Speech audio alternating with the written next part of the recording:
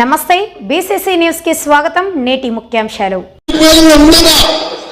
తెలంగాణ రాష్ట్రంలో గౌరవనీయులు రేవంత్ రెడ్డి గారి సారథ్యంలో ఉప ముఖ్యమంత్రి పట్టి విక్రమార్క గారు, అగ్రికల్చర్ మినిస్టర్ తుమ్మల నాగేశ్వర గారి నాయకత్వంలో తెలంగాణ రాష్ట్రంలో వానాకాలం పంటలు కాళేశ్వరం ప్రాజెక్టు కూలిపోయి ఉండగా 66.7 లక్షల ఎకరాల్లో రికార్డు స్థాయిలో 153.5 లక్షల మెట్రిక్ టన్ను వరి ధాన్యం పండించిన విషయం ఆ ఘనత మీకే దక్కిందని చెప్పి నేను మనవిస్తున్నా.